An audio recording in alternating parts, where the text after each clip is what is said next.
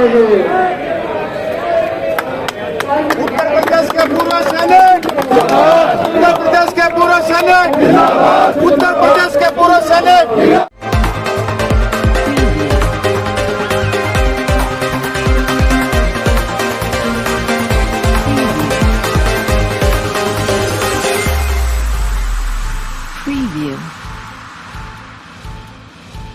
Sir, मैं पहले तो जितने पत्रकार बंधु आए मैं उनका धन्यवाद करता हूं, हाथ जोड़ के करता हूं।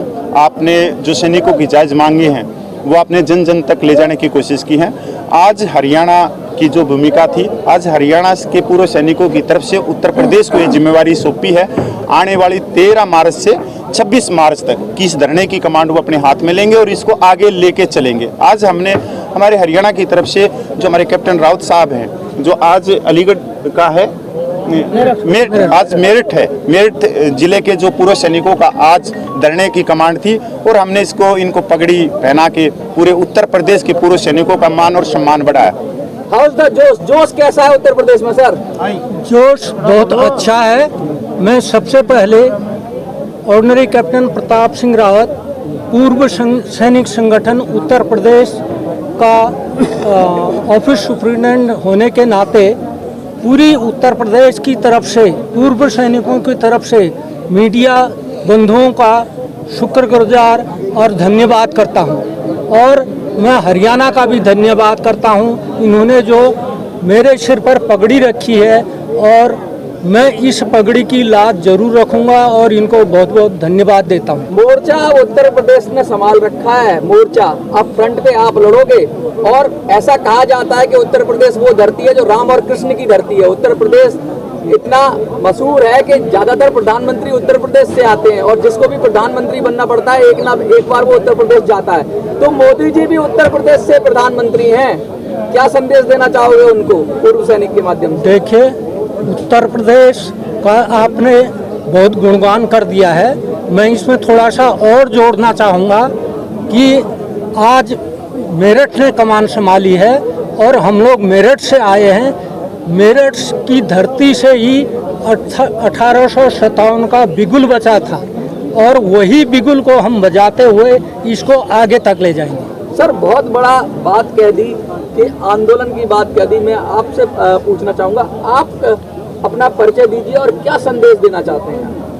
मैं कैप्टन लोकेंद्र सिंह और मैं भी उत्तर प्रदेश से हूँ।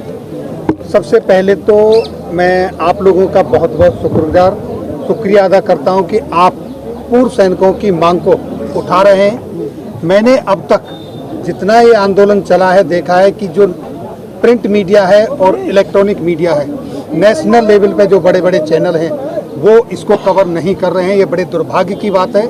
आज उन सैनिकों को सड़क पे छोड़ रखा है जिनकी बदौलत वो अपने घरों में सुरक्षित बैठे हुए हैं। हमारे जवान जो सीमा पर सेवा दे रहे हैं, जिन्होंने पूरे देश की सीमाएं संभाल रखी हैं, उनकी बदौलत हम सुरक्षित हैं। और जैसा कि अभी कैप्टन साहब ने बताया, उत्तर प्रदेश की वो धरती है कि वो सिर्फ प्रधानमंत्री ही नहीं देती, वो यहाँ से हर वो चीज़ देती है जो देश की राजनीति को बदलती है। पहली क्रांति 1857 में, जैसे कैप्टन साहब ने बताया, उत्तर प्रदेश से ही लागू हुई थी, मेरठ की जन्मभूमि से। हम उसी जन्मभूमि से हैं। अब ये मुद्दा उत्तर प्रदेश के हवाले है। हम अपने सभी पूर्व सैनिकों से आग्रह करता हूं, मैं विनती करता हूं कि अपने घरों से निकलें। अपने भाइयों की जो शोषण हो रहा है पूर्व सैनिकों का, और विशेषकर उन वीर नारियों का जो विधवाएं हैं, हमारे शहीदों की विधवा कहना दुर्भाग्य की बात है। वीर नारी से हम उनको संबोधित करते हैं। उनका क्या दशा है, उनकी पेंशन में कोई बढ़ोतरी नहीं हो रही है।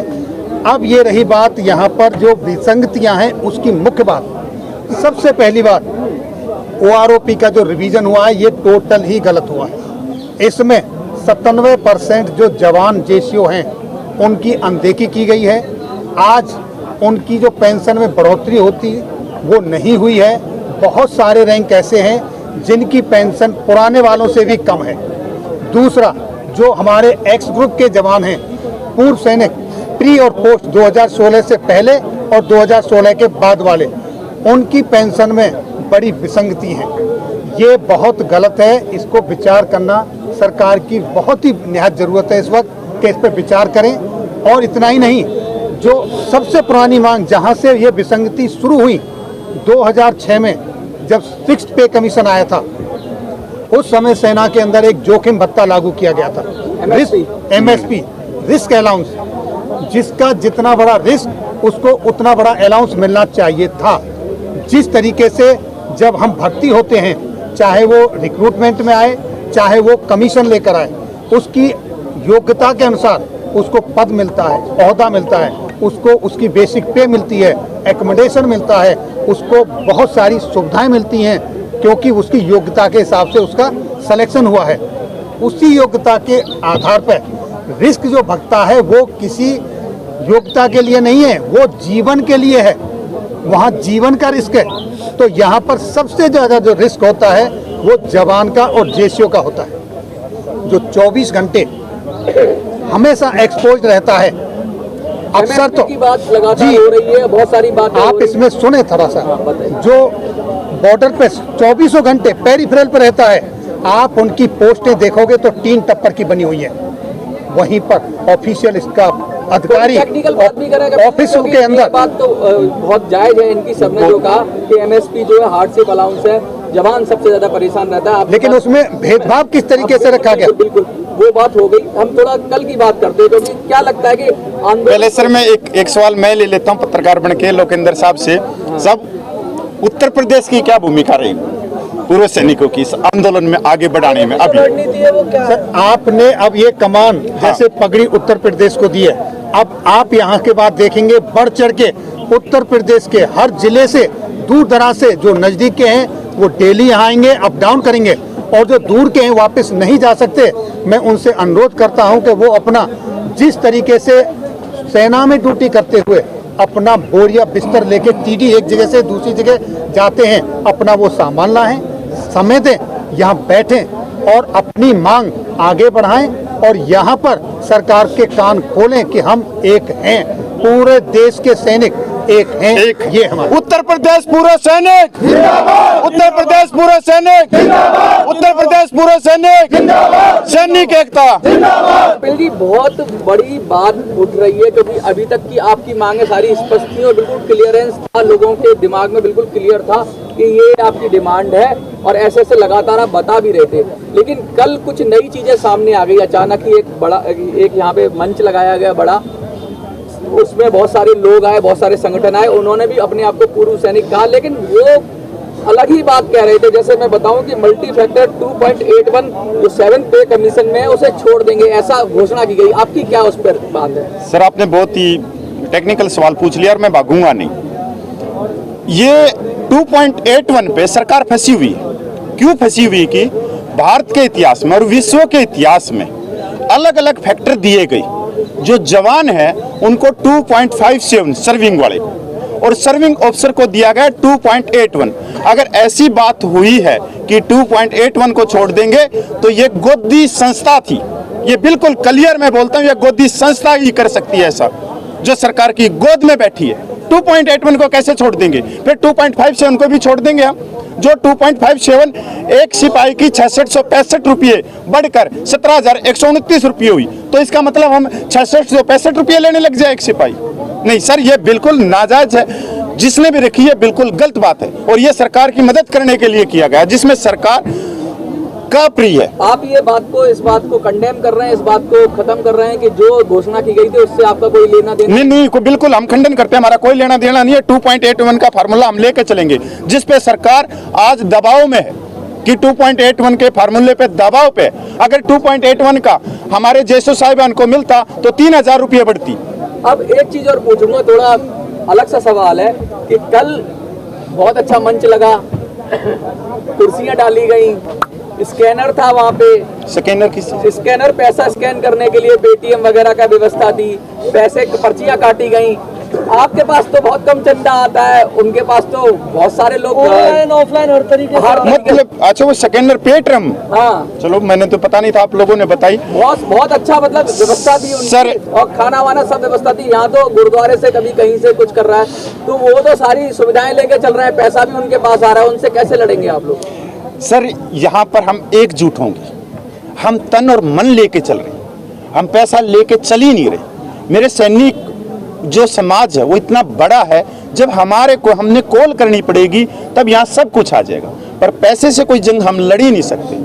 जो पैसा ले रहा, हमने 14 साल हो लिए संघर्ष करते हुए, आज तक हमने कभी नहीं लिया। हाँ जरूरत भी है, क्योंकि आप यहाँ पे आ रहे हो 100-200 दे के जा रहे हो, हमने कभी मंच से हमने कभी अकाउंट नंबर नहीं मांगा, कभी पैसा नहीं मांगा, कोई अकाउंट नंबर छोड़ा नहीं। अगर स्कैनर लगाए गए हैं और एक दिन 4 घंटे के अंदर पैसा इकट्ठा किया गया है, तो दुर्भाग्य बोलता हूं मैं कि हम 22 दिन से बैठे हुए हैं और 22 दिन से हम पैसों की मांग नहीं कर रहे। ऐसा नहीं है कि हमारे पास में सब कुछ भी नहीं है। हमारे जो पूर्व सैनिक आ रहे हैं, आज आप देखोगे 300 के करीब पूर्व सैनिक है, खुद अपनी रोटी लेके आए, 4 रोटी वो खुद की लेके आए हैं और 4 रोटी और दूसरे सैनिक भाई को अचार के साथ खिलाने के लिए आए।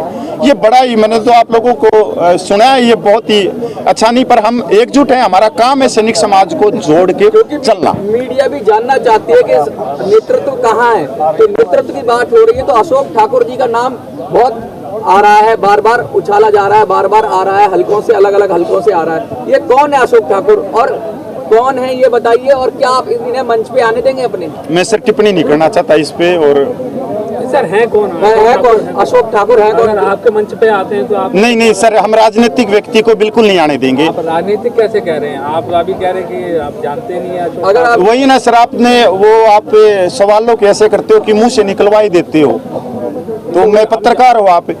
सर क्योंकि वो बढ़ चढ़ के हिस्सा ले रहे हैं और बहुत मांग उठा रहे हैं, तो नहीं उन्होंने खुल के 100 रुपया तक अभिभावक से बोले हैं कि सैनिक समाज के अभिभावक अगर 100 रुपया भी डिपॉजिट करते हैं तो काफी सारे पैसे हो जाएंगे। 30 लाख अभिभावक है जो कि स्टेज से खुल के डिमांड की है। बताओ इसको कैसे लेते हैं आप? नहीं, ये कोई मंच, जहाँ मंच के ऊपर हर बार पैसे की बात की गई, पैसे दो पैसे दो पैसे दो, फिर जंग कहाँ पे है? आप संघर्ष कब करोगे?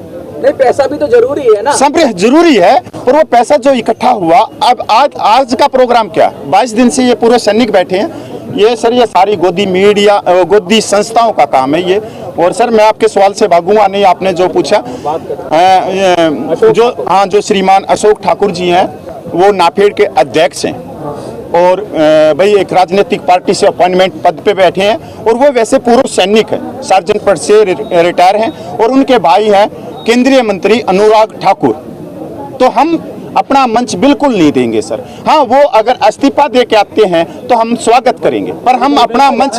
कपिल जी, जो पूर्व सैनिक है वो थोड़ा सा कंफ्यूज है कि वो आपके मंच पर आए या उनके मंच पर जाए। नहीं, हमारे मंच पे बिल्कुल भी राजनीति को हम कभी भी नहीं कहेंगे। जो विपक्ष की हो, चाहे कोई भी, हम दूर दूर तक अपने मंच से दूर रखेंगे, हम भगाएंगे यहाँ से, बिल्कुल भगाएंगे। पूर्व सैनिक को कहा जाना चाहिए, पूर्व सैनिक को इस्तीफा देके अपने पूर्व सैनिक जो 22 दिन से यहाँ पे बैठे हैं, इनके बीच में बैठना चाहिए। अगर वो पूर्व सैनिक है तो पूर्व सैनिक की आत्मा तो जगेगी ना, इस्तीफा दे देना चाहिए, क्योंकि जो कुछ चीज चल रही है, कोई भी पूर्व सैनिक अपने विवेक से काम करें। कल ये भी स्टेटमेंट आई, एक सुनती हुई मिली कि एक कोई वकील साहब थे, पूर्व सैनिक थे, उन्होंने मंच से अनाउंसमेंट कर दिया कि साहब अगर सरकार नहीं देती तो मेरे पास आ जाओ, मैं दूंगा। तो ये क्या बात हुई? ये कैसे दे देंगे सर? ऐसे कैसे? वही पूछना चाह रहे हैं कि वो कैसे दिलाएंगे? मतलब उन्होंने सरकार से भी अपने आप को ऊपर कर दिया कि मैं दिला दूंगा, सरकार नहीं देगी। सर पॉलिसी है ना, जो पे पेंशन की पॉलिसी होती है वो बहुत बड़ी होती है, उनके अंदर कमीशन होता है, वो संविधान के दायरे में बनती है, वो कैसे दिला देंगे? अगर ऐसा ही होगा कि कोर्ट में हम जाके सारे मुद्दों को सुलझा लें तो सर हमारे को यहाँ बैठने की जरूरत नहीं है। हम भी अकाउंट नंबर शो कर देंगे। कम से कम 28 लाख पूर्व सैनिक है, हम करोड़ों रुपया ले लेंगे और उस केस को फंसा देंगे कोर्ट में, और कोर्ट में फैसला आएगा 15 साल में, 20 साल में, 30 साल में। और जो पॉलिसी बन रही है उसके अंदर कोर्ट सारी रिपोर्टों को देखता है, वित्त मंत्रालय की रिपोर्ट को देखता है, सारी चीजों को देखता है, इतनी जल्दी नहीं कर सकता। हम संविधान के दायरे में सरकार को बताना चाह रहे हैं हमारे साथ भेदभाव। अगर हम मिलिट्री सर्विस पे की बात करें कि हम कोर्ट में जीत जाएंगे, तो सर उसका बजट देखो, 28 लाख पूर्व सैनिक है, 15 लाख ऑन ड्यूटी वाले हैं और 15,500 रुपये का बजट। अगर वित्त मंत्रालय माननीय कोर्ट में अपनी रिपोर्ट देगा तो वो नहीं है। तो इसका एक ही चीज है कि सरकार इसमें समानता लेके आई। हम 15,500 भी नहीं कह रहे, जो सरकार देना चाहिए एक सम्मान दी। हम पे पेंशन की बात नहीं कर रहे, हम अलाउंसों की बात कर रहे हैं, हम डिसेबिलिटी पेंशन की बात कर रहे हैं। One rank one pension Koshyari committee के अनुसार जवानों को मिलनी थी, प्रीमेच्योर जवानों को मिलनी थी, जेसीओ रैंक को मिलनी थी, विधवाओं को मिलनी थी, वीर नारियों को मिलनी थी, डिसेबल सोल्जरों को मिलनी थी। सब आओ।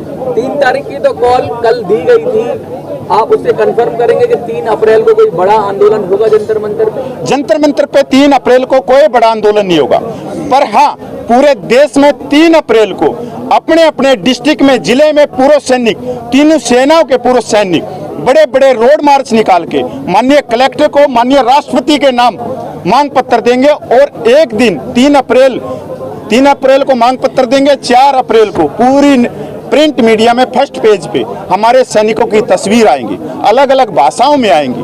पर हाँ, आपके चैनल के माध्यम से मैं कश्मीर से लेकर कन्याकुमारी तक के सैनिकों को हाथ जोड़ के कहना चाहता हूँ कि 3 अप्रैल की तैयारियां शुरू कर दो।